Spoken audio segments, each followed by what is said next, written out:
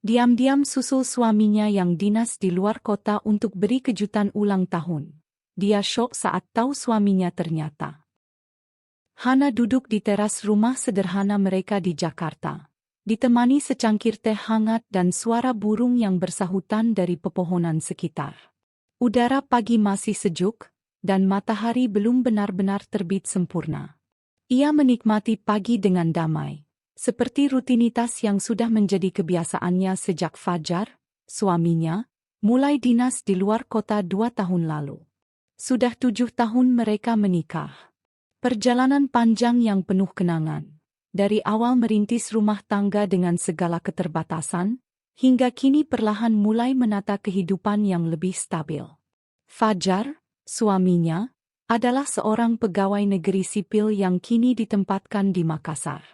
Ia hanya pulang ke Jakarta sebulan sekali, dan itu pun hanya selama 3 atau 4 hari saja. Namun bagi Hana, meski rindu kadang menyesakkan, ia merasa cukup. Ia percaya pada cinta mereka. Ia percaya pada komitmen Fajar. Hana bekerja dari rumah sebagai desainer grafis freelance. Klien-klien tetapnya membuat ia tidak perlu sering keluar rumah. Selain itu, ia pun lebih memilih menghabiskan waktu di rumah agar bisa tetap menjaga segala urusan rumah tangga dengan baik. Rumah mereka selalu rapi, makanan selalu siap di meja, dan setiap sudut rumah terasa hangat, seperti hatinya yang terus menyimpan cinta untuk Fajar. Setiap malam, Fajar tak pernah lupa menelepon. Kadang hanya sekadar menanyakan kabar atau bercerita soal pekerjaannya di kantor. Kadang ia bercerita soal makanan khas Makassar yang membuatnya ingin membawa Hana ke sana suatu hari nanti. Telepon mereka selalu diakhiri dengan ucapan sayang, dan Fajar yang meminta Hana untuk bersabar sedikit lagi. Nanti kalau aku sudah bisa pindah dinas ke Jakarta, kita bakal setiap hari bareng lagi. Tunggu ya, sayang, ucapnya suatu malam, suaranya terdengar lembut di telinga Hana. Hana hanya tersenyum waktu itu. Aku bisa kok nunggu.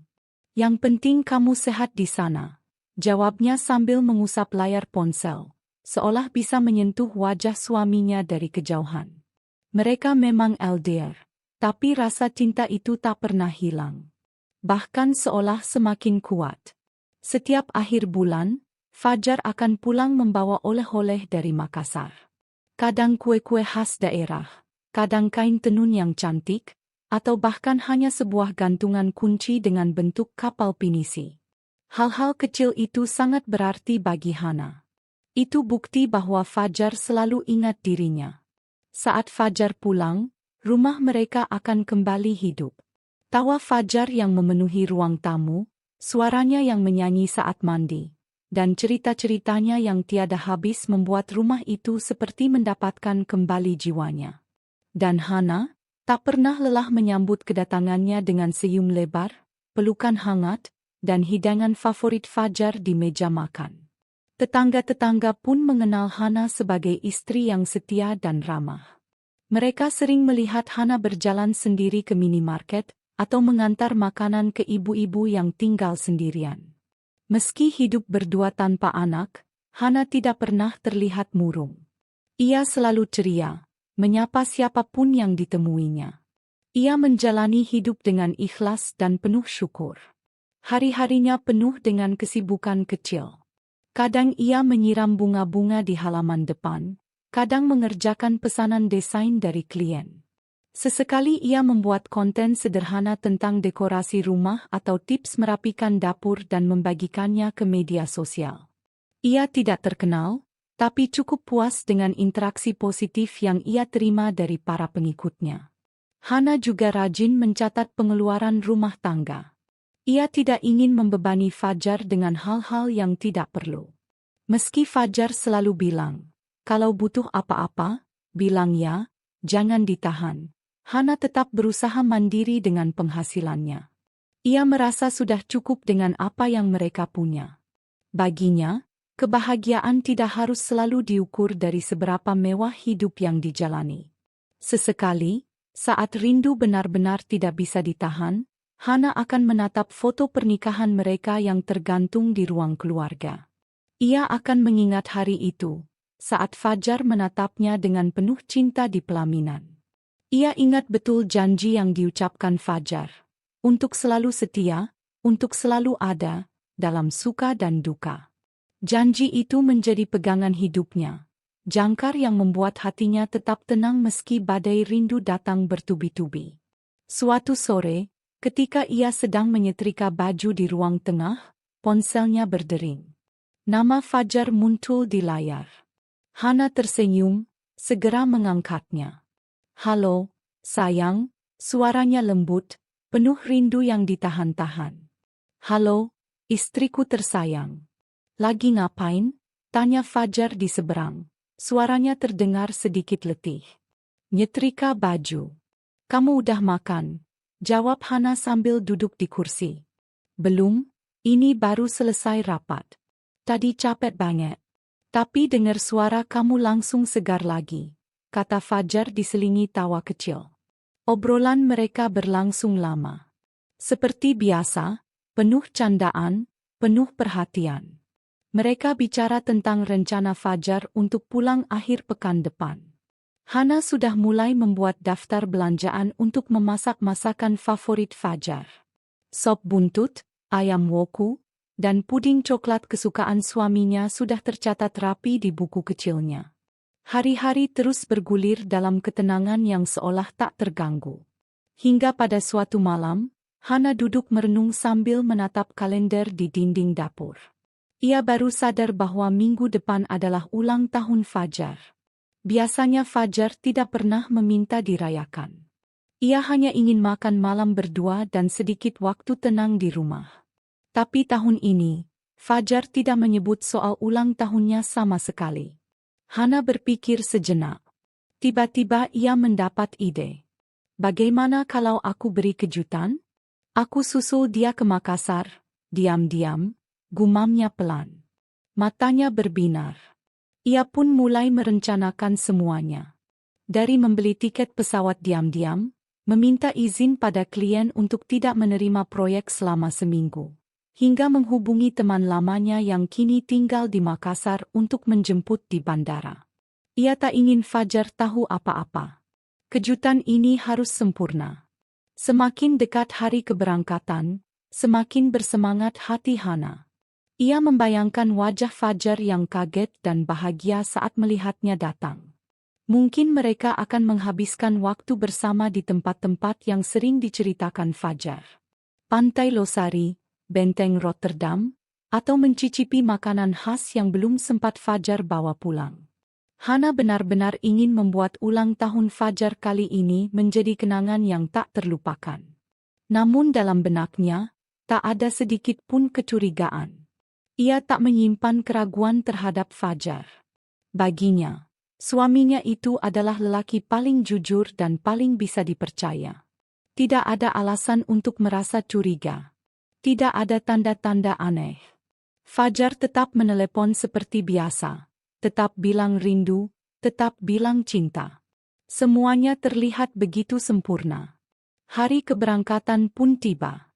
Hana berangkat pagi-pagi sekali. Ia memakai gamis biru muda dan kerudung putih, tas kecil di tangan dan koper kecil yang ia tarik.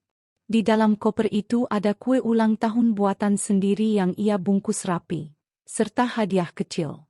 Sebuah jam tangan yang sudah lama Fajar inginkan tapi selalu menunda membelinya.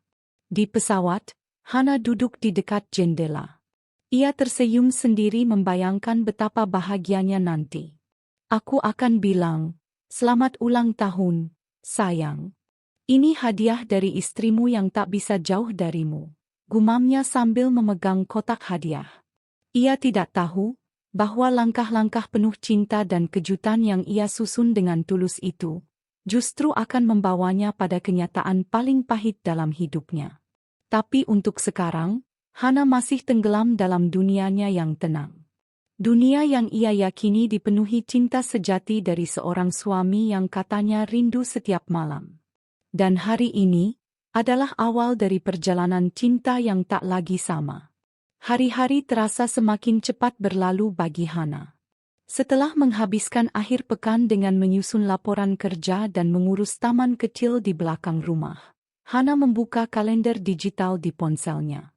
Matanya langsung tertuju pada tanggal di minggu depan, tanggal ulang tahun Fajar.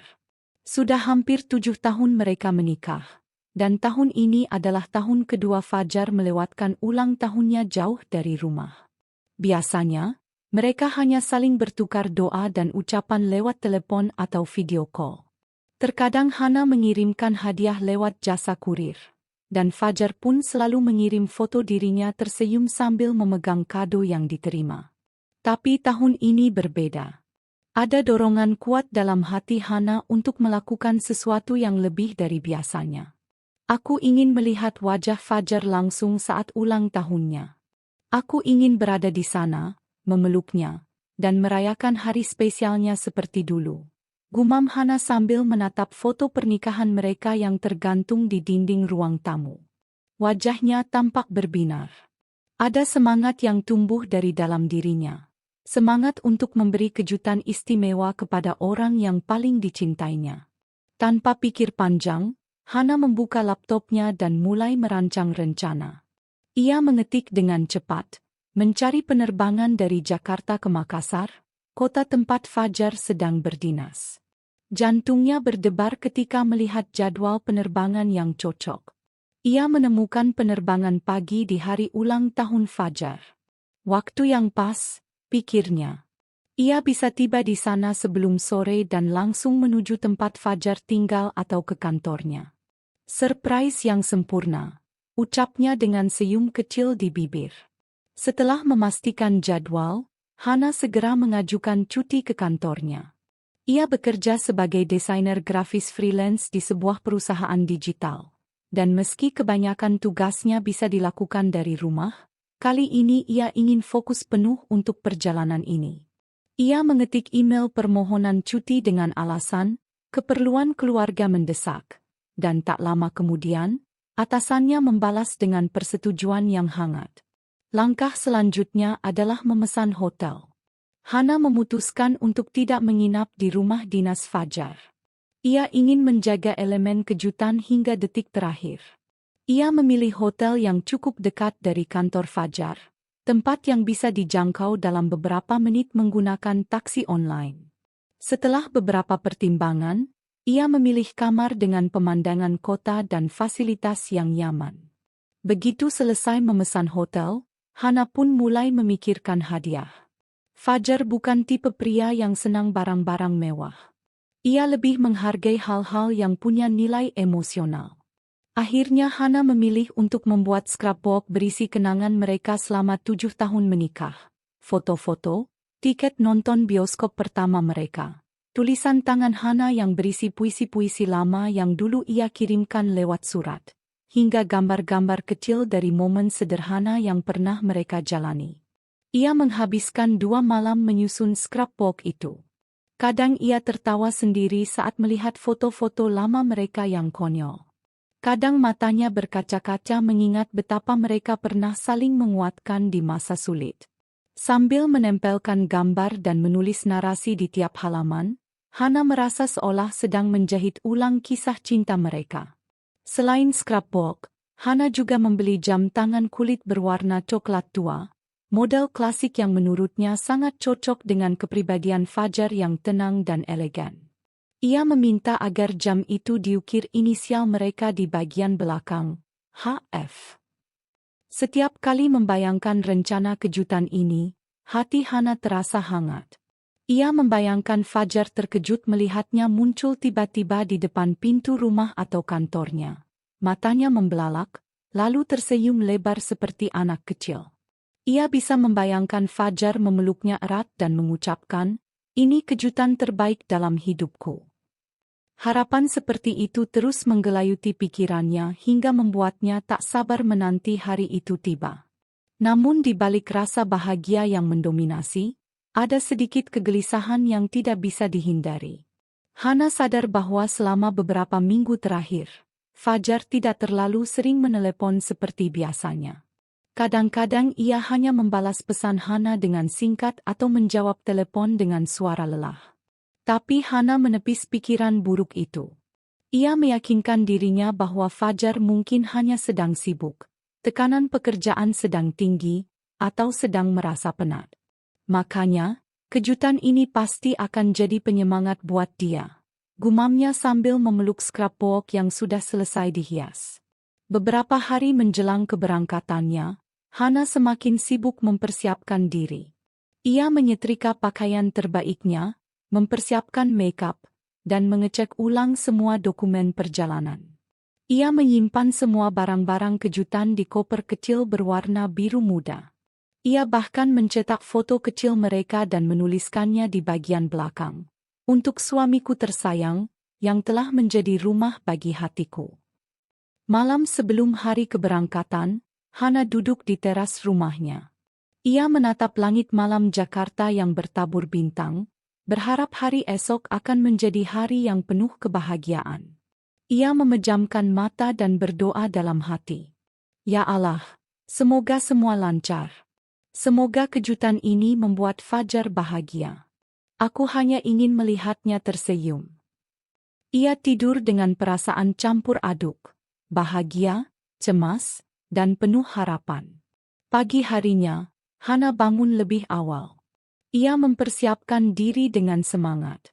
Mengenakan pakaian santai namun rapi, ia memesan taksi online dan meluncur menuju bandara. Di dalam mobil, ia terus membayangkan pertemuan mereka. Tangannya memeluk koper kecil yang berisi semua cinta dan kerinduan selama ini. Saat tiba di bandara, Hana merasa sedikit gugup, tapi ia tetap tersenyum. Ia check-in dan melewati pemeriksaan keamanan tanpa hambatan. Duduk di ruang tunggu, ia menatap layar informasi penerbangan sambil sesekali melihat jam tangan. Detik demi detik terasa lambat, seolah semesta ingin mempermainkan harapannya. Begitu pesawat lepas landas dan melayang di atas awan, Hana menatap keluar jendela. Di sanalah tempat Fajar berada. Di sanalah kejutan ini akan berakhir menjadi sebuah cerita indah. Ia tidak tahu bahwa apa yang menantinya di ujung perjalanan bukanlah tangisan haru, melainkan luka yang tak pernah ia duga sebelumnya. Namun untuk saat ini, Hana masih larut dalam harapan. Ia tidak tahu apa yang sedang menunggunya di sana. Ia hanya tahu satu hal, ia mencintai Fajar sepenuh hati. Dan ia ingin membuktikannya lewat kejutan kecil yang ia rancang dengan sepenuh cinta. Perjalanan ini adalah bentuk kesetiaan. Kejutan ini adalah ungkapan rindunya. Dan cinta ini adalah segalanya yang ia punya. Hana bangun lebih awal dari biasanya pagi itu. Langit Jakarta masih gelap, namun semangat yang membuncah di dalam dadanya membuat tubuhnya terasa ringan dan berenergi. Setelah mematikan alarm di ponselnya, ia duduk sejenak di tepi ranjang, memandangi koper kecil yang semalam sudah dia kemas dengan rapi. Dalam koper itu ada hadiah ulang tahun untuk Fajar. Jam tangan kesukaannya yang selama ini hanya bisa dia lihat lewat etalase. Dan juga beberapa lembar foto kenangan mereka yang akan ia susun menjadi kolase penuh cinta. Ia menghela napas panjang, mencoba mengusir rasa gugup yang tak dimengertinya. Mungkin karena ini pertama kalinya ia akan benar-benar memberi kejutan besar untuk Fajar. Selama 7 tahun pernikahan mereka, Hana selalu menjadi istri yang patuh, sabar, dan tak banyak menuntut. Apalagi sejak Fajar dinas di luar kota setahun belakangan. Hubungan mereka hanya bergantung pada layar ponsel dan suara dalam panggilan video. Setelah mandi dan berdandan secukupnya, Hana memanggil taksi online dan berangkat menuju bandara.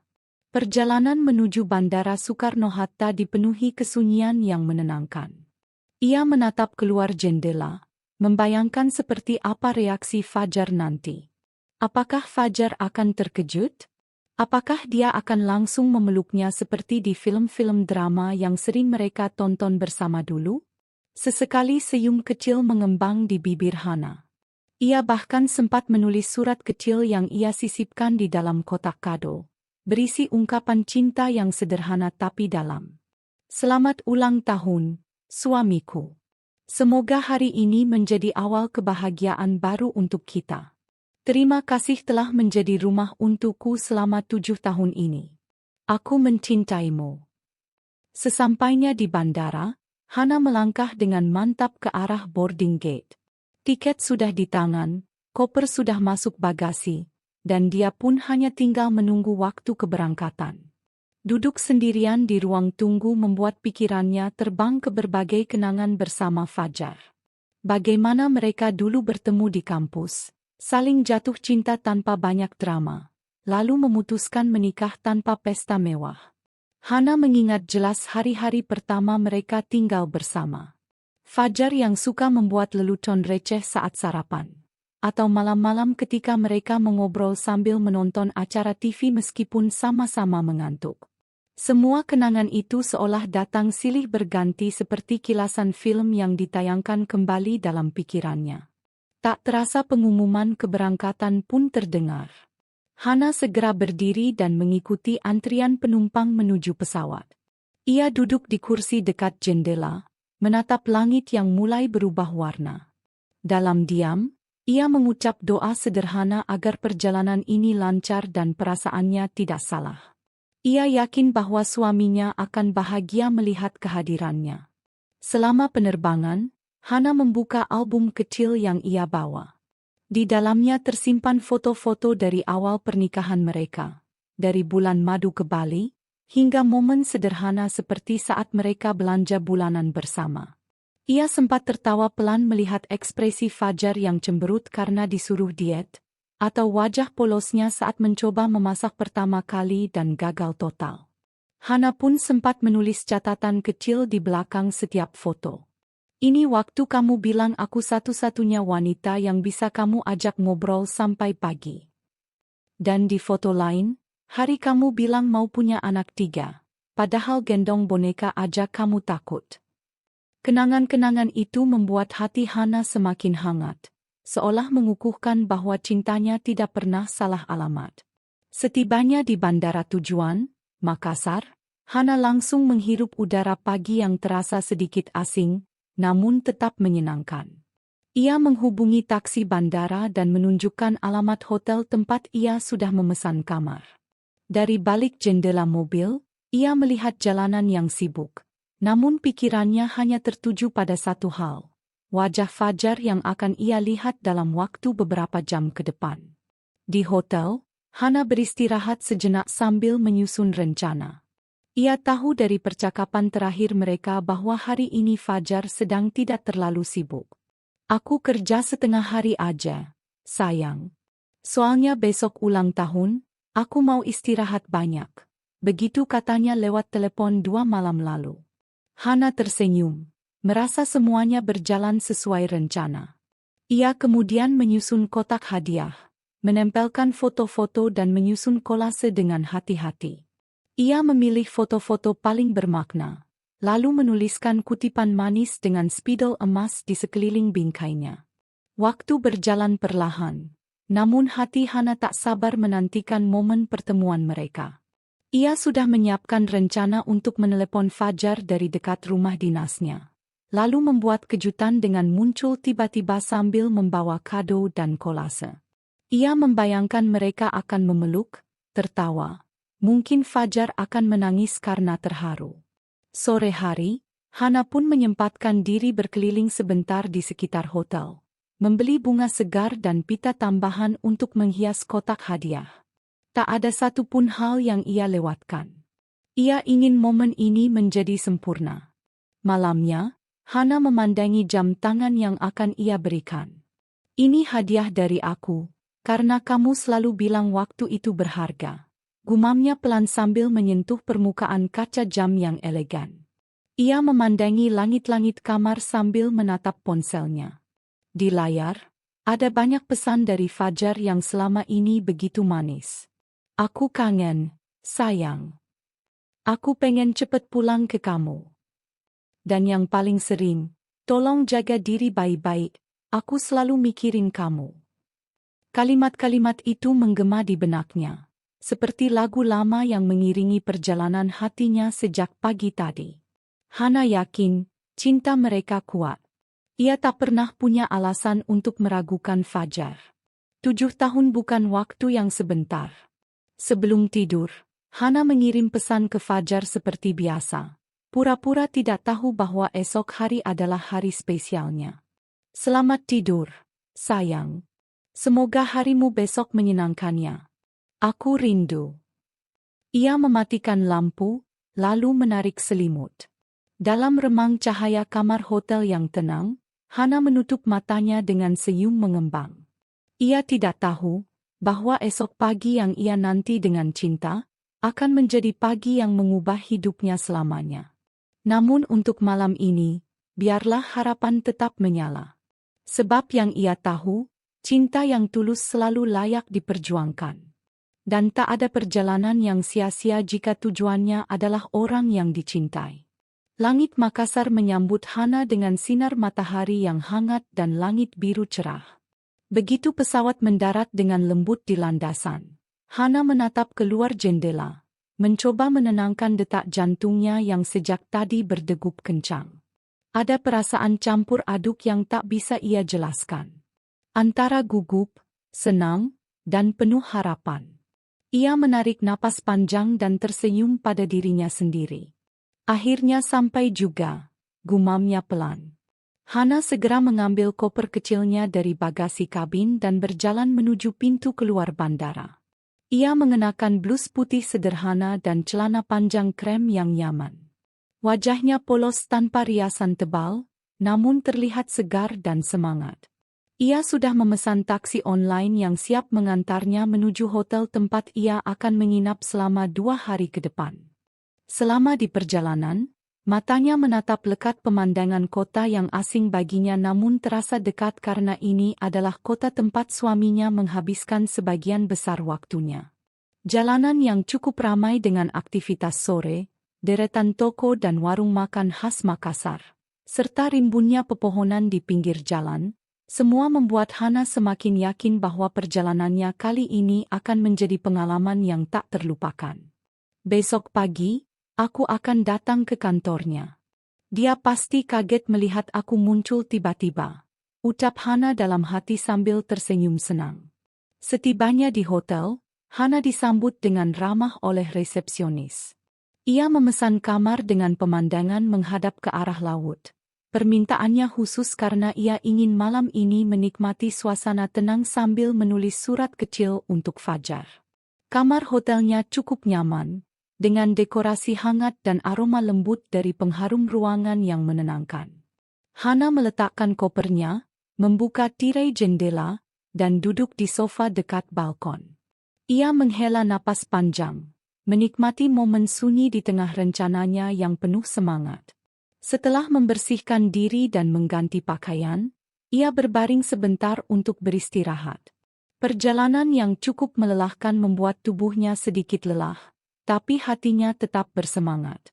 Sekitar pukul 4 sore, Hana bersiap keluar hotel. Ia sudah mencari tahu toko kue terbaik di kota itu. Ia memesan taksi dan menuju ke sana. Sepanjang perjalanan, ia terus membayangkan wajah Fajar saat melihatnya berdiri di depan pintu, membawa kue ulang tahun, balon, dan bunga. Sesampainya di toko kue, Hana langsung memilih cake favorit Fajar, Black Forest. Kue itu dihiasi dengan coklat serut dan ceri merah di atasnya. Ia juga meminta sang pemilik toko menuliskan ucapan sederhana di atasnya. Selamat ulang tahun, sayang. Dari istrimu, Hana. Tak jauh dari toko kue, ia menemukan toko pernak-pernik yang menjual balon dan bunga. Ia membeli beberapa balon warna-warni, termasuk satu balon berbentuk hati besar bertuliskan Happy Birthday.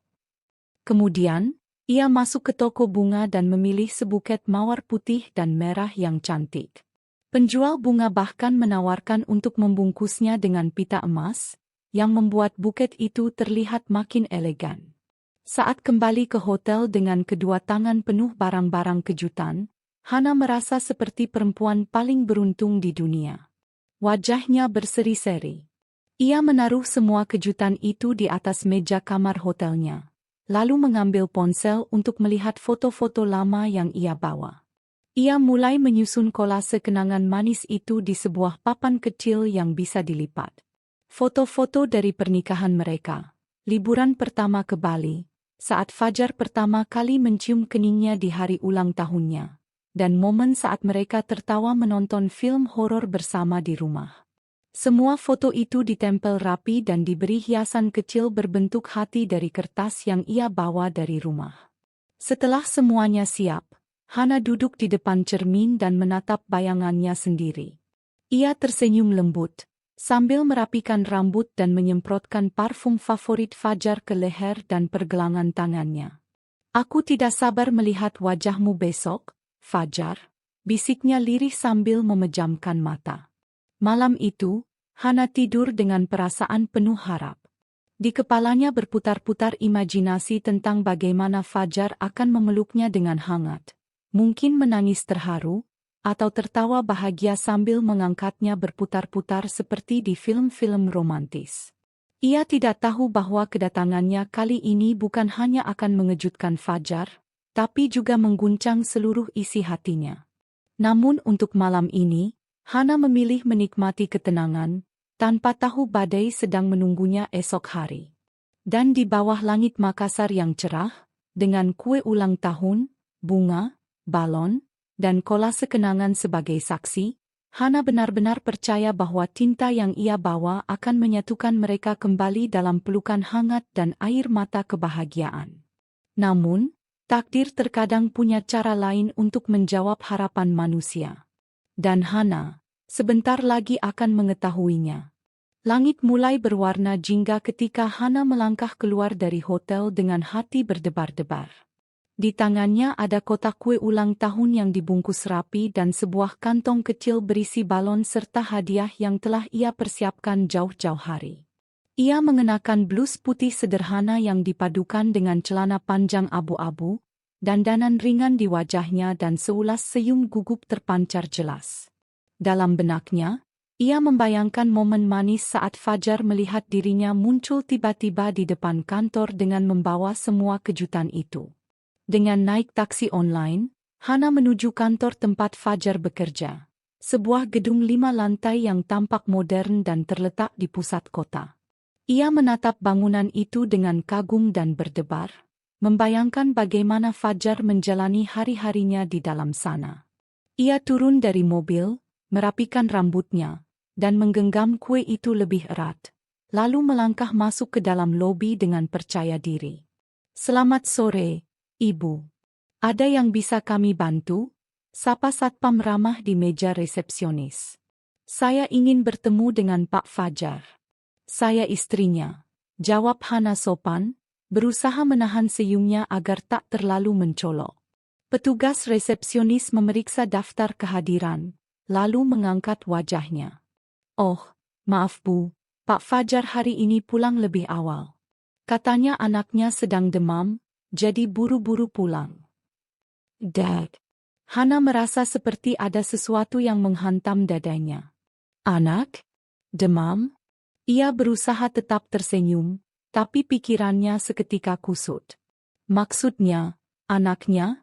tanyanya perlahan, berharap mungkin hanya salah paham. Petugas itu mengangguk tanpa ragu. "Iya, anaknya yang kecil itu. Kalau nggak salah baru 2 tahunan. Pak Fajar sangat sayang sama anaknya, sering cerita juga." Seolah seluruh udara di dalam ruangan itu menghilang, Hana sulit bernapas. Ia mencoba mengatur ekspresinya agar tidak mencurigakan. Dengan cepat ia pamit, mengucapkan terima kasih dan melangkah keluar gedung, kali ini dengan langkah yang berat. Di luar, langit yang tadi berwarna jingga kini mulai berubah gelap. Cahaya lampu-lampu kota perlahan menyala. Tapi dunia Hana seolah tak bersinar sedikit pun. Ia berdiri beberapa meter dari pintu keluar kantor Fajar, masih memegang kue ulang tahun dan kantong hadiah, tapi semuanya kini terasa dingin dan tak bernyawa. Ia duduk di bangku taman kecil tak jauh dari gedung itu. Matanya menerawang. Kata-kata anaknya terus bergema di kepalanya. Selama ini Fajar tak pernah bilang apa-apa tentang anak, apalagi tentang wanita lain. Mereka sudah menikah selama 7 tahun. Memang mereka belum dikaruniai keturunan, tapi Fajar selalu terlihat bersabar dan tak pernah menyalahkannya. Tangan Hana gemetar saat membuka ponselnya dan melihat daftar kontak. Ingin rasanya ia langsung menelpon Fajar dan menanyakan semuanya, tapi hatinya menahan. Ia tak ingin membuat kesimpulan tanpa bukti. Setelah menenangkan diri beberapa saat, Hana memutuskan untuk kembali ke hotel. Namun, setibanya di pintu gerbang, ia melihat salah satu sopir kantor Fajar yang pernah beberapa kali menjemput Fajar saat libur ke Jakarta. Ia buru-buru menghampiri pria paruh baya itu. "Pak Maman," panggil Hana. Pria itu menoleh, tampak kaget melihat Hana ada di sana. "Ibu Hana? Loh, ibu di sini?" Pria itu menoleh, tampak kaget melihat Hana ada di sana. "Ibu Hana? Loh, ibu di sini?" "Iya, Pak. Saya sengaja datang mau kasih kejutan ke Fajar. Tapi katanya Fajar pulang lebih cepat." Pak Maman terlihat canggung. Ia mengangguk pelan. "Iya, Bu. Fajar pulang karena anaknya agak demam. Katanya mau langsung ke rumah." Hana menatap mata pria itu dengan tajam. "Pak Maman, saya mohon, bisa antar saya ke rumah tempat Fajar tinggal di sini?" Pak Maman tampak bingung dan ragu, tapi Hana segera menambahkan, "Saya tidak akan marah, Pak. Saya hanya ingin tahu kebenarannya." Setelah terdiam beberapa detik dan menghela napas panjang, akhirnya Pak Maman mengangguk. "Baik, Bu. Tapi saya hanya mengantar. Soal seterusnya, itu urusan Ibu dan Pak Fajar." Perjalanan itu terasa sunyi dan menegangkan. Sepanjang jalan, Hana berusaha menenangkan diri. Mungkin saja Fajar hanya membantu keluarga temannya. Mungkin itu bukan anak kandungnya. Mungkin ia hanya terlalu curiga. Tapi di saat yang sama, ada suara kecil dalam dirinya yang berkata, jika ini hanyalah salah paham, mengapa Fajar tak pernah menyebutkan keberadaan anak itu?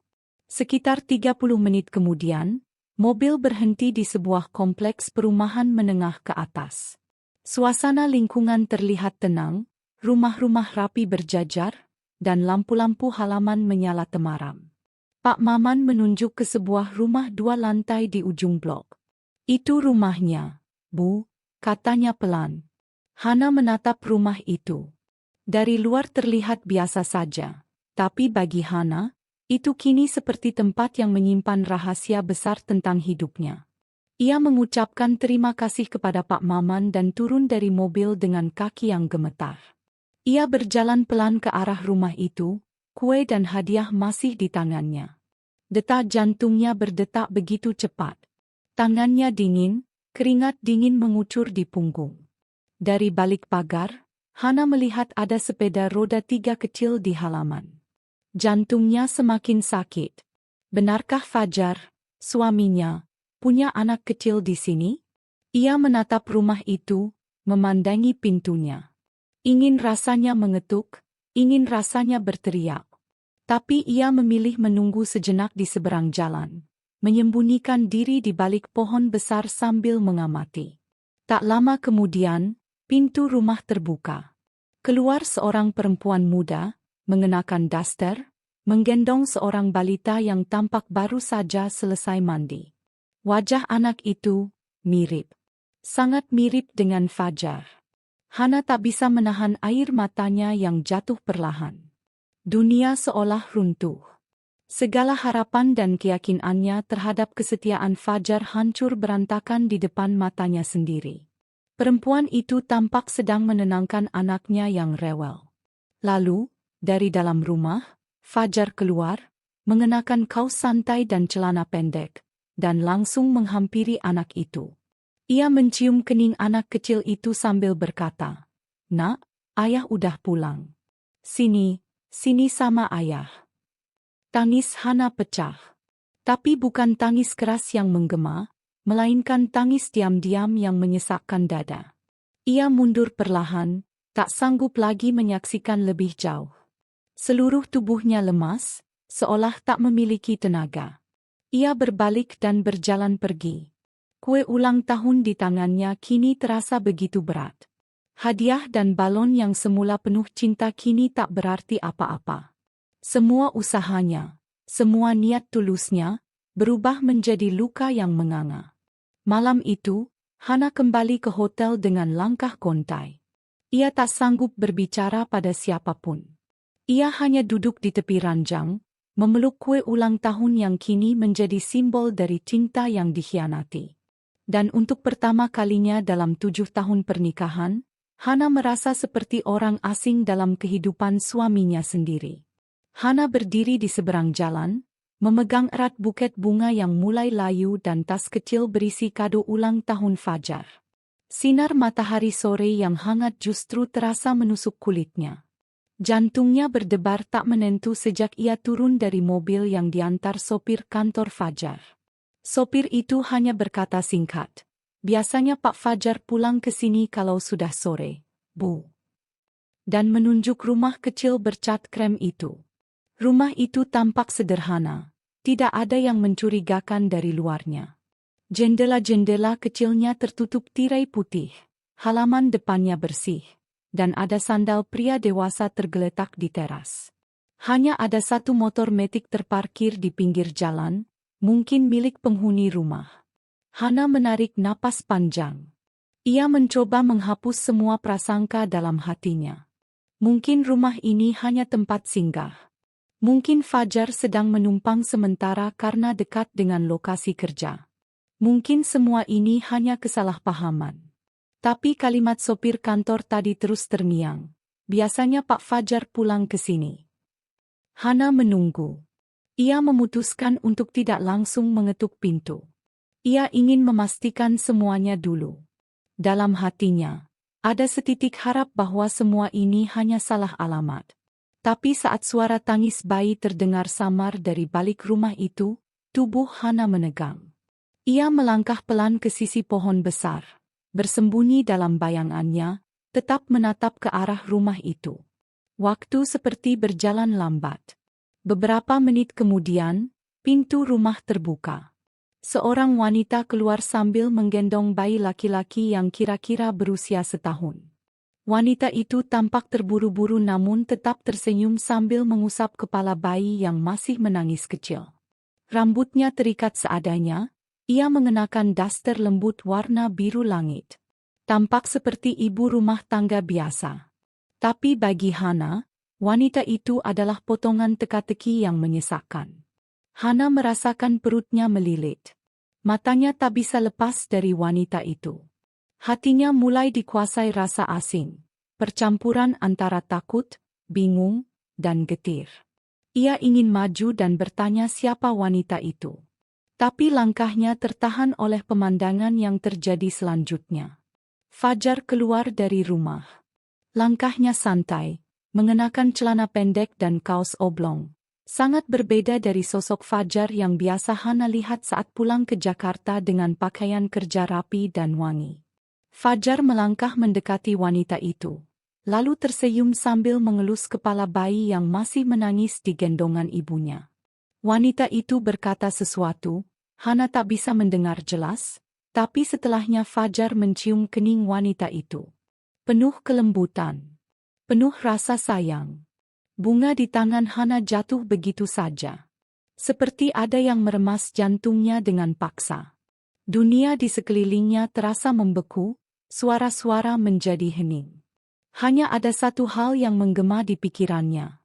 Fajar sudah menikah lagi. Dan ia punya anak. Air mata yang ia tahan sejak tadi kini mengalir tanpa bisa dibendung. Ia menutup mulutnya rapat-rapat agar tangisnya tidak terdengar. Ia melangkah mundur, hampir tersandung akar pohon, lalu bersandar pada batangnya. Napasnya tersengal. Pikirannya kacau. Tidak mungkin. Ini tidak mungkin terjadi. Fajar tidak pernah bilang apa-apa.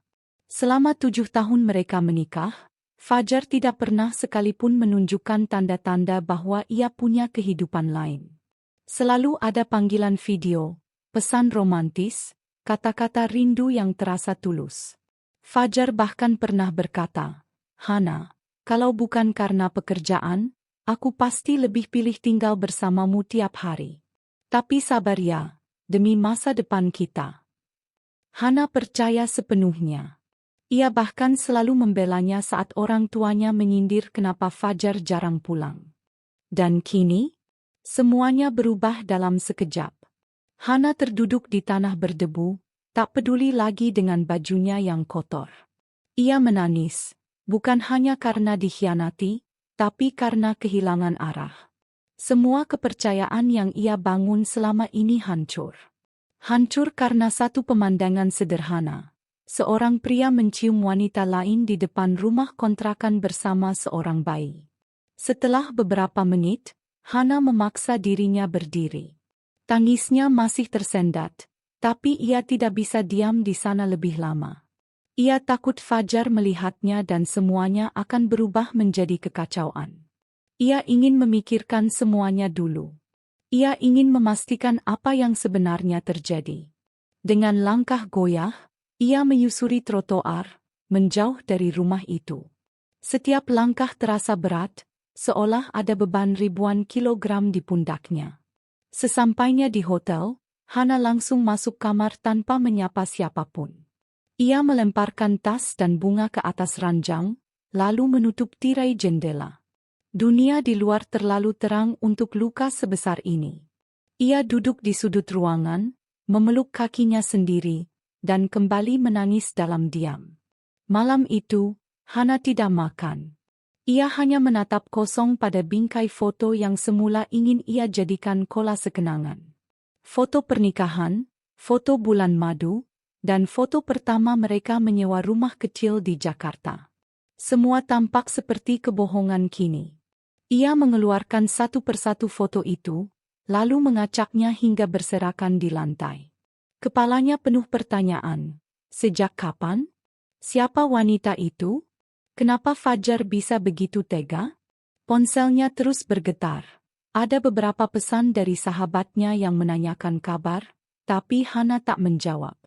Ia juga melihat panggilan tak terjawab dari Fajar. Mungkin Fajar heran karena Hana tidak membalas pesannya hari ini. Hana menggigit bibirnya, lalu menyalakan ponsel dan membaca pesan terakhir Fajar. "Sayang, hari ini aku pulang lebih awal. Aku kangen kamu. Terima kasih sudah sabar. Aku janji pulang bulan depan bawa oleh-oleh. Hati Merah 2." Hana menatap layar itu lama, lalu meletakkannya perlahan. Tiba-tiba ia merasa muak. Muak dengan semua sandiwara. Muak dengan kepalsuan yang selama ini disangka kejujuran. Tapi di sela amarah dan sakit hatinya, ada suara lirih yang berkata, "Tenang, Hana. Kamu belum tahu semuanya. Jangan hancur sebelum kamu tahu seluruh ceritanya." Hana menghapus air matanya, bangkit, dan mulai menulis di buku kecilnya. Bukan surat perpisahan, tapi catatan tentang apa yang ia lihat, apa yang ia rasakan, dan apa yang akan ia lakukan. Karena Hana tahu, apapun yang akan terjadi besok, ia harus siap. Ia tidak bisa pulang ke Jakarta tanpa jawaban. Ia harus tahu kebenaran dari mulut Fajar sendiri. Dan ia akan mendengarnya langsung, tanpa perantara, tanpa drama. Dengan tangan gemetar, ia menuliskan kalimat pertama di halaman bukunya.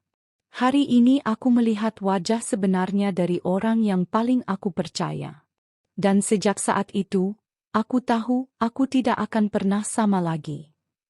Langit Makassar malam itu begitu tenang, kontras dengan badai yang sedang mengamuk di dalam hati Hana. Ia berdiri terpaku di balik pohon besar di seberang jalan rumah sederhana yang tadi menjadi tempat tujuannya. Matanya basah, dadanya sesak. Tubuhnya gemetar hebat, bukan karena angin malam, tapi karena kenyataan yang baru saja disaksikannya sendiri dengan mata kepala. Fajar, suaminya yang telah ia nikahi selama 7 tahun, yang selama ini ia percaya dan cintai sepenuh hati, ternyata telah berkhianat sedemikian dalam. Ia melihat dengan jelas bagaimana Fajar pulang ke rumah itu bukan sebagai tamu, melainkan sebagai kepala keluarga. Ia disambut seorang wanita muda yang langsung meraih tas kerjanya dengan penuh perhatian. Tak lama, seorang anak laki-laki kecil berlari menyambut Fajar, dan pria itu membungkuk memeluk si anak dengan penuh kasih, mencium keningnya seolah itu adalah darah dagingnya sendiri. Air mata Hana tak terbendung lagi. Ia mundur beberapa langkah, bersandar ke batang pohon, lalu perlahan meluncur ke tanah. Ia tak tahu sudah berapa lama ia duduk di situ, tapi yang jelas malam sudah mulai larut. Ia masih terdiam, memeluk lututnya sendiri, berusaha mengumpulkan puing-puing hatinya yang tercerai-berai. Berkali-kali ia bertanya dalam hati, apakah semua ini mimpi buruk yang akan segera usai ketika ia terbangun? Tapi rasa sakitnya terlalu nyata. Pengkhianatan ini terlalu jelas. Rasa cintanya hancur berkeping-keping. Sebelum pergi dari tempat itu, Hana sempat merogoh tasnya dan mengaktifkan kamera ponselnya. Ia tak tahu apa yang mendorongnya, tapi nalurinya sebagai wanita yang terluka menyuruhnya merekam. Ia zoom kamera diam-diam dari kejauhan, mengambil gambar Fajar yang sedang menggendong anak itu di depan rumah, lalu menoleh penuh sayang pada wanita di sebelahnya. Hatinya makin hancur. Ia tak menyangka, Fajar mampu membagi hatinya dengan orang lain, bahkan membentuk keluarga baru di belakangnya. Sesampainya di hotel, Hana membuka pintu kamar dengan tangan bergetar. Kue ulang tahun yang sudah ia siapkan tadi pagi masih terbungkus rapi di atas meja. Balon-balon yang sempat ia tiup sendiri sebagai bagian dari kejutan, kini tampak begitu menyedihkan. Seolah menjadi saksi betapa hancurnya harapan yang ia bawa jauh-jauh dari Jakarta. Ia duduk di tepi ranjang, membuka kembali video yang tadi ia rekam. Ia menontonnya sambil menangis dalam diam. Suaranya tercekat. Tenggorokannya seperti tercekik. Beberapa kali ia mencoba bicara, seolah ingin memaki, bertanya, atau sekadar menyebut nama Fajar. Namun tak satu pun suara keluar dari mulutnya. Malam itu ia tak bisa tidur. Ia hanya duduk menatap langit-langit kamar. Sesekali menengok foto-foto kenangan mereka berdua yang sempat ia cetak untuk membuat kolase ulang tahun. Foto-foto itu kini berserakan di lantai. Hana tak sanggup menyentuhnya lagi. Gambar senyum Fajar seakan mengejeknya. Senyum yang dulu meneduhkan, kini terasa seperti belati yang menancap di dadanya. Esok harinya, setelah sedikit menenangkan diri, Hana mulai mencari tahu siapa wanita itu. Ia mulai dengan media sosial. Menggunakan petunjuk dari papan nama rumah dan informasi dari aplikasi peta digital, ia menemukan beberapa petunjuk. Ia melihat akun Facebook dari warga sekitar yang ternyata pernah menandai foto bersama wanita itu, menyebut nama lengkapnya. Setelah itu, dari akun tersebut, Hana menemukan lebih banyak informasi. Nama wanita itu adalah Ratna, seorang pegawai salon yang sudah menetap di kota itu sejak lama.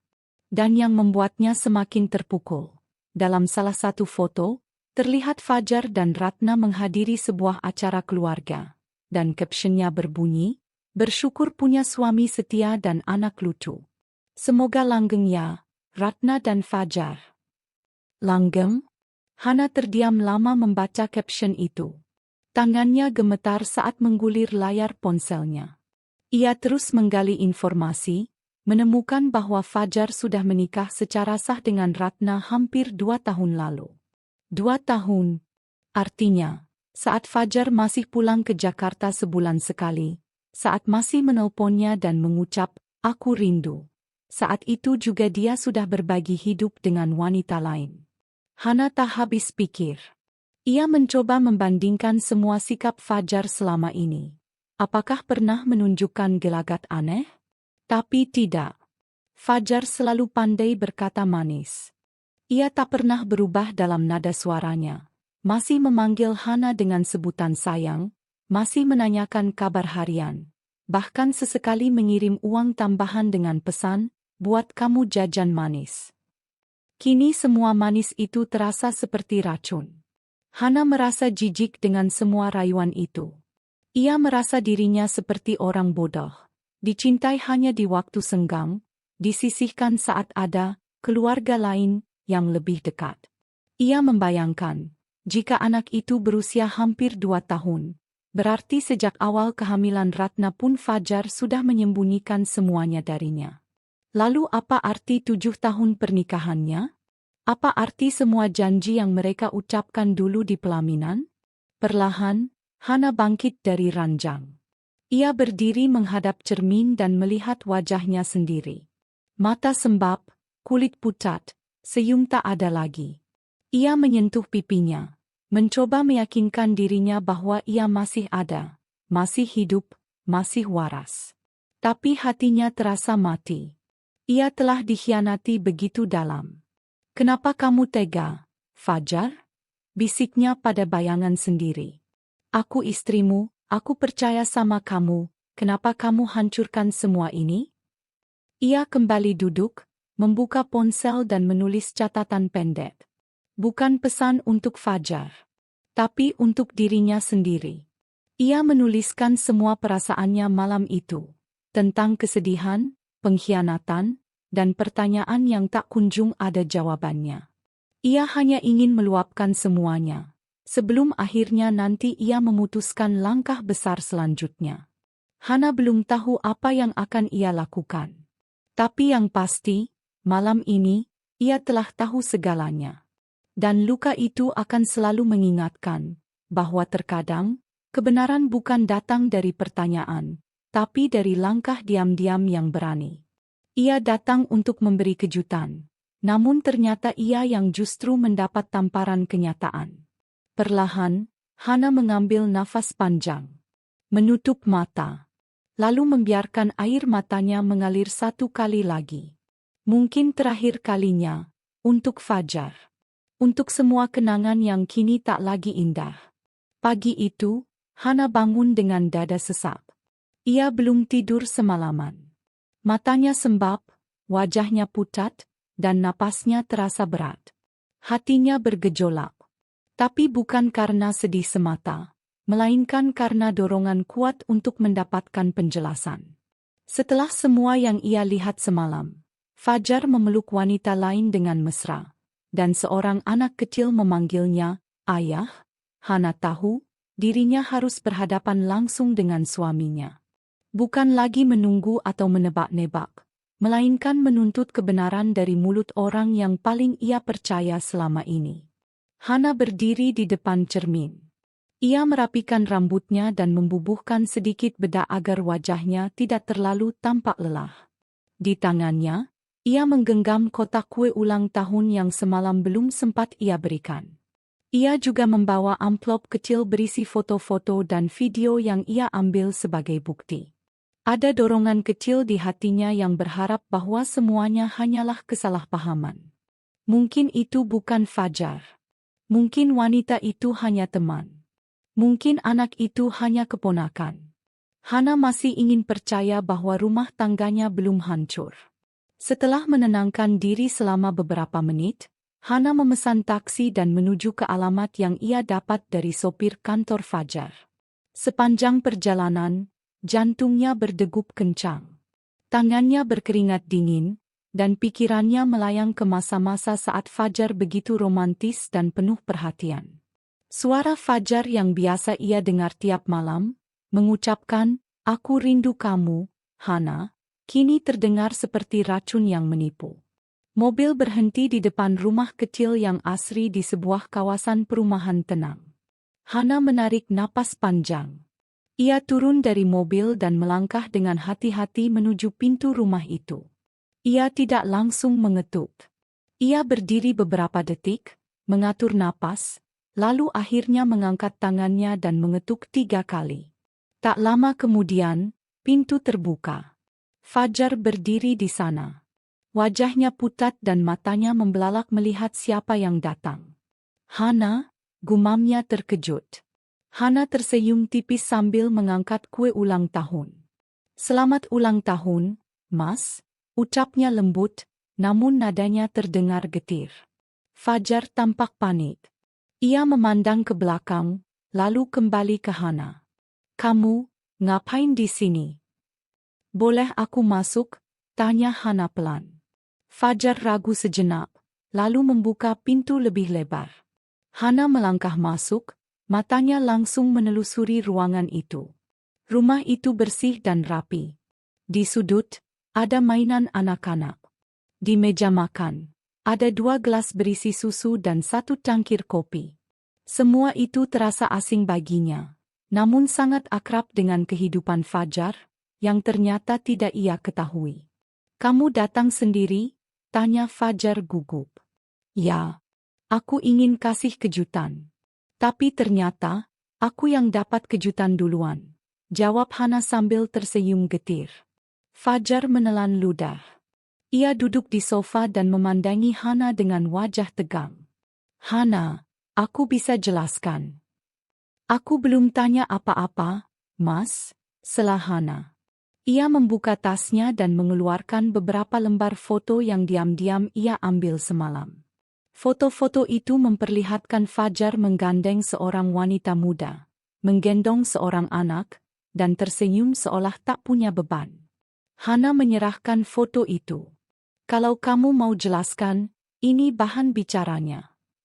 Fajar menunduk. Tangannya gemetar saat mengambil foto-foto itu.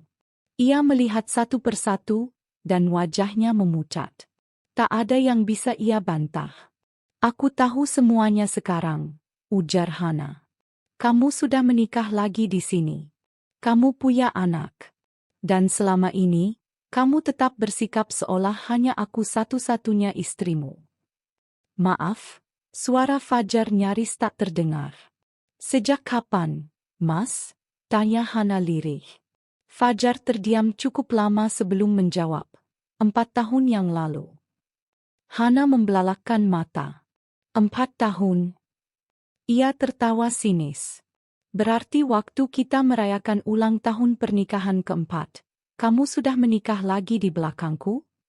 Fajar tertunduk. Aku salah. Tapi waktu itu aku sendiri di kota ini. Aku kesepian. Dan dia." "Jangan salahkan dia," potong Hana. "Kamu yang memilih berbohong. Kamu yang memilih mengkhianati aku." Fajar mengusap wajahnya yang basah karena keringat dan air mata. "Aku nggak mau kamu tahu dengan cara seperti ini. Tapi kamu memang nggak pernah berniat bilang, kan?" Hana memandangi Fajar dengan tatapan kosong. "Kamu pikir aku akan terus percaya pada semua kata manismu di telepon? Kamu bilang kamu rindu, bilang ingin pulang cepat, padahal kamu punya rumah lain di sini. Keluarga lain." Tiba-tiba terdengar suara kecil dari dalam kamar. Seorang anak kecil berlari ke arah mereka sambil memanggil, "Ayah." Anak itu langsung memeluk kaki Fajar. Hana terdiam. Jantungnya terasa diremas. Anak itu sangat mirip Fajar. Mata, bentuk wajah, bahkan senyumnya. Hana tahu, tak ada lagi yang bisa disangkal. Wanita muda yang dilihat Hana semalam keluar dari dapur. Wajahnya langsung berubah tegang saat melihat Hana. "Mas, ini siapa?" Fajar mengangkat anaknya, lalu menatap kedua wanita itu bergantian. "Ini Hana, istri sahku yang di Jakarta." Wanita itu membeku. Hana pun hanya bisa berdiri mematung. Hening menguasai ruangan selama beberapa detik yang terasa seperti selamanya. "Aku nggak datang ke sini untuk merusak rumah tangga orang," ujar Hana akhirnya. "Tapi Mas Fajar yang sudah merusak rumah tangga kita." Hana meletakkan kue ulang tahun di meja. Tangannya gemetar, namun ia tetap berdiri tegak. "Ini kue ulang tahunmu. Mungkin sekarang, aku yang terlihat seperti orang ketiga. Tapi aku datang ke kota ini dengan niat tulus. Sayangnya, yang aku temui justru kenyataan pahit." Fajar hanya bisa menunduk. Ia tahu ia tak punya pembelaan. "Aku akan pulang ke Jakarta besok," kata Hana sebelum berjalan ke pintu. Dan setelah itu, kita akan bicara lagi. Di pengadilan. Langkahnya mantap. Tapi begitu keluar dari rumah itu, air mata Hana jatuh tanpa bisa ditahan. Ia tidak tahu harus merasa lega atau hancur. Tapi satu hal yang pasti, hatinya telah dikhianati, dan tidak akan pernah bisa kembali utuh seperti dulu. Tangis dan peluh masih mengalir deras di pipi Hana saat ia meninggalkan rumah yang menjadi saksi pengkhianatan suaminya. Langkahnya berat, namun tekadnya mulai tumbuh, menepis rasa cinta yang dulu begitu kuat. Sepanjang perjalanan menuju hotel, ia tak henti-hentinya mengingat semua kata-kata Fajar yang kini terasa begitu palsu. Aku mencintaimu, Hana. Aku cuma terjebak. Orang tua Sinta menjebakku. Aku gak punya pilihan waktu itu, kata Fajar dengan suara penuh penyesalan. Namun, apa gunanya semua penyesalan itu jika luka sudah tertanam begitu dalam? Bagaimana mungkin cinta yang selama ini ia jaga, dirawat, dan yakini, justru dihancurkan oleh orang yang paling ia percaya? Setibanya di kamar hotel, Hana duduk di tepi ranjang sambil menatap kosong ke dinding.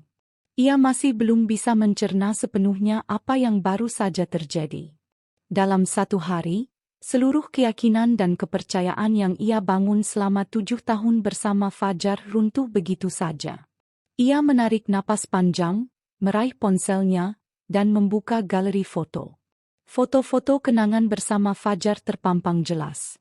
Saat ulang tahun pernikahan pertama mereka, liburan ke Bali, senyuman Fajar ketika pertama kali memeluk Hana di rumah sakit pasca operasi usus buntu.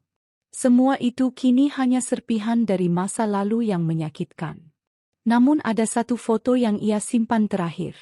Foto anak kecil yang ia lihat bersama Fajar dan wanita itu. Anak itu memiliki lesung pipi yang sama seperti Fajar.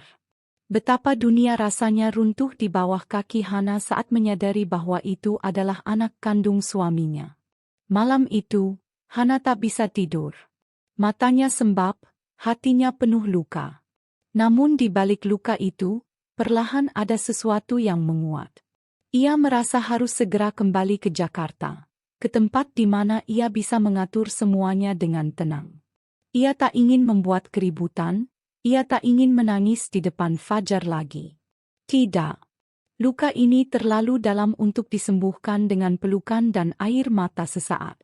Pagi harinya, Hana memesan tiket pesawat pertama ke Jakarta. Ia tidak berpamitan kepada Fajar, tidak mengirim pesan, bahkan tidak menoleh ke belakang.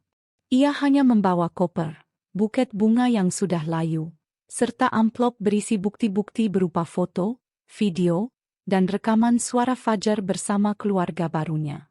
Sesampainya di Jakarta, Hana langsung menuju rumah. Ia membuka pintu perlahan, aroma harum dari tanaman lavender di ruang tamu menyambutnya seperti pelukan yang ia butuhkan. Di rumah inilah ia akan menguatkan diri. Di rumah inilah ia akan memulai kembali hidupnya, tanpa Fajar. Tak butuh waktu lama. Hana menghubungi seorang pengacara perempuan yang merupakan sahabatnya sejak SMA, Rika. Tanpa banyak basa-basi, ia menyerahkan semua bukti yang ia miliki. Rika memeluk Hana sebelum membuka map berisi dokumen. Aku akan bantu kamu, ucap Rika pelan. Aku nggak mau ribut, Rick. Aku hanya ingin keluar dari hidup yang dipenuhi kebohongan ini, bisik Hana. Tangannya menggenggam cangkir teh hangat yang sudah mulai mendingin. Beberapa hari berikutnya, Hana mulai mempersiapkan berkas-berkas untuk mengajukan gugatan cerai. Ia memeriksa kembali semua bukti dengan teliti, menyusun kronologi, bahkan mengecek legalitas pernikahan kedua Fajar, yang ternyata sah secara hukum. Hatinya semakin remuk. Jadi, selama ini Fajar hidup dalam dua dunia yang berbeda. Dan ia sama sekali tidak tahu? Namun, di tengah kegetiran itu, Hana justru menemukan bagian dirinya yang selama ini tertutupi, kekuatan untuk memilih. Selama bertahun-tahun ia percaya bahwa cinta berarti bertahan, bahwa pernikahan adalah tentang kesetiaan tanpa syarat. Tapi sekarang ia sadar, Cinta juga tentang tahu kapan harus pergi. Tentang tahu kapan harus berhenti menyakiti diri sendiri demi orang yang bahkan tak berusaha menjaga hatinya. Hana tidak ingin menjadi perempuan yang lemah dan terus menangisi nasib. Ia memutuskan untuk kembali fokus pada pekerjaannya, membangun lagi kehidupannya yang sempat terhenti oleh cinta yang penuh kebohongan. Ia mulai menata ulang rumah, membuang barang-barang yang mengingatkan pada Fajar. Ia juga menulis surat untuk dirinya sendiri. Sebuah surat penyemangat, berisi harapan bahwa suatu hari ia akan sembuh sepenuhnya. Sampai kapanpun, aku tidak akan pernah bisa melupakan luka ini, tapi aku tidak akan membiarkannya menghancurkan aku. Aku bisa. Aku kuat. Aku akan sembuh, tulisnya dalam surat itu. Beberapa minggu kemudian, sidang cerai pertama digelar. Fajar hadir, dengan wajah yang terlihat lelah dan bersalah. Ia mencoba menghampiri Hana sebelum sidang dimulai, tapi Hana menolak untuk berbicara. Biarkan pengacara kita yang berbicara.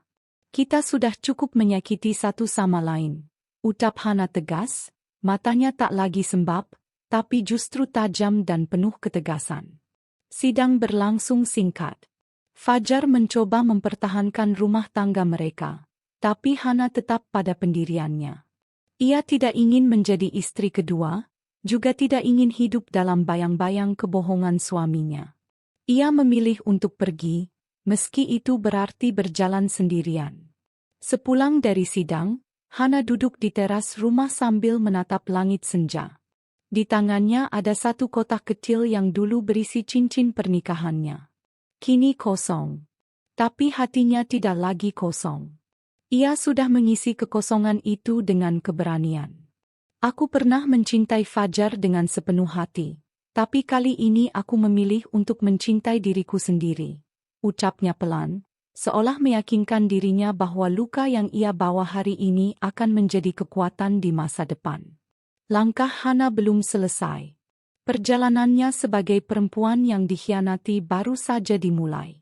Tapi kali ini, ia berjalan bukan dengan air mata, melainkan dengan keyakinan. Bahwa di balik semua luka yang ia terima, Tuhan menyimpan pelajaran yang besar. Bahwa tidak semua orang yang kita cinta akan mencintai kita dengan cara yang sama.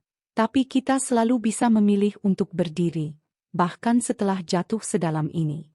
Dan pilihan itu adalah luka yang menyelamatkan. Hening pagi menyelimuti kamar hotel tempat Hana menginap. Di atas meja kayu yang menghadap jendela, terlihat setumpuk kertas yang telah rapi dilipat, diselipkan ke dalam sebuah amplop coklat. Mata Hana sembab, namun tatapannya tegas. Malam tadi ia tak banyak tidur. Pikirannya terus melayang pada keputusan besar yang akan ia ambil hari ini. Hari yang seharusnya penuh kebahagiaan, penuh senyuman dan tawa. Hari ulang tahun Fajar, suami yang telah ia dampingi selama 7 tahun penuh kesetiaan dan pengorbanan. Namun, kini hari itu berubah menjadi momentum terakhir baginya.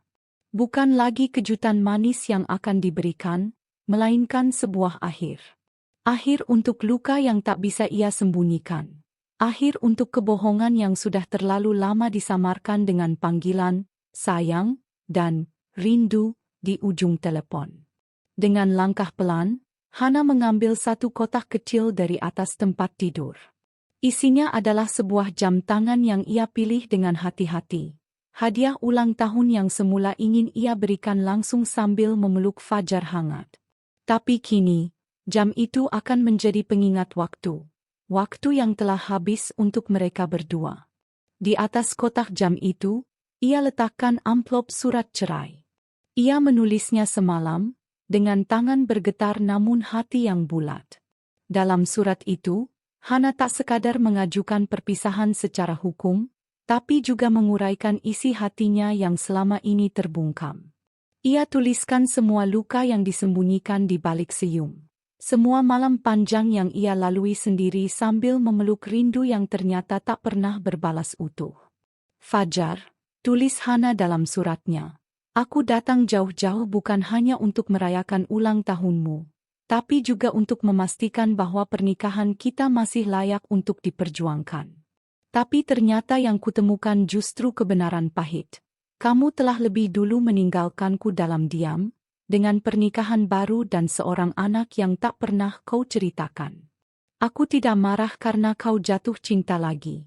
Aku terluka karena kau memilih menjadi pengecut, menyembunyikannya dariku sambil tetap mengaku merindukanku setiap malam.